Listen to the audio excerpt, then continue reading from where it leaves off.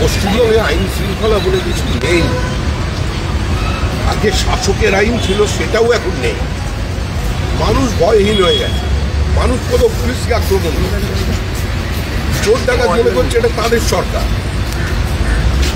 তাদের কেউ কিছু করতে পারবে না। ফলে মানুষ যত রকম বিকৃত মনস্ক মানুষ, অসুস্থ মানুষ, তারা তাদের কাজ করতে চালিয়ে জয়ন্ত সিংয়ের বিলাসবহুল বাড়িতে নোটিশ দিয়েছে কামারহাটি পুরসভা এবং জমির মালিক দিলীপ মুখার্জিকেও তলব করেছে পুরসভা। কী করে প্ল্যান ছাড়া বাড়ি বানালো, কী করে লাইটের কানেকশন দিল, কী করে পানীয় জল পুরসভাকে না জেনে পাবে। তবে কি এই জয়ন্তের বাড়ি এবার ভাঙা উচিত? জয়ন্তর বাড়িকে এবার ভাঙা উচিত? বাড়ি যদি বেআইনি হয় ভাঙতে হবে। তৃণমূলের অনেক নামজাদা নেতারও বাড়ি ভাঙতে হবে। সব কাগজপত্র খুঁজে দেখুন না যে নেতা এবং আমলাদের জমির পরিমাণ কত।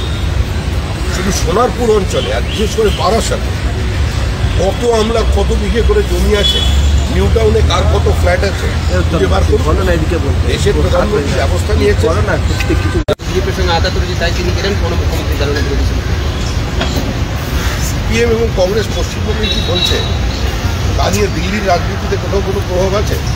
এখানে তো রাজ্যসভায় আবার এসেছিলেন কলকাতা থেকে, যিনি মামলা লড়ছেন বিকাশ ভট্টাচার্য। তার বক্তৃতার মধ্যে কোনো জায়গায় শুনেছেন সরাসরি তৃণমূলকে আক্রমণ করছেন? যিনি তৃণমূলের এই চাকরি বিক্রি নিয়ে সবচেয়ে বেশি সরব এবং তৃণমূল যার বিরুদ্ধে সবচেয়ে বেশি সরব, তিনি রাজ্যসভায় একবারের জন্য তৃণমূলের দুর্নীতির কথাটা, পশ্চিমবঙ্গের এই প্রাতিষ্ঠানিক ক্ষমতার সর্বস্তরে বিক্রির ব্যাপারটা একবার স্পষ্ট করে বিচার। দাদা কোনো আঘাত নেই তো? আঘাত নেই তো মুখ্যমন্ত্রী আছে একটা তৃণমূল, সিপিএম আর তৃণমূল তো ঐক্যবদ্ধভাবে দিল্লিতে লড়াই করছে। সিপিএম, কংগ্রেস, তৃণমূল ঐক্যবদ্ধ দিল্লিতে নরেন্দ্র মোদীর এই দুর্নীতির বিরুদ্ধে অভিযান বন্দ্যোপাধ্যায়ের জন্য তারা অবস্থান পর্যন্ত করেছে, পদযাত্রা করেছে। আর কি বাকি আছে? দাদা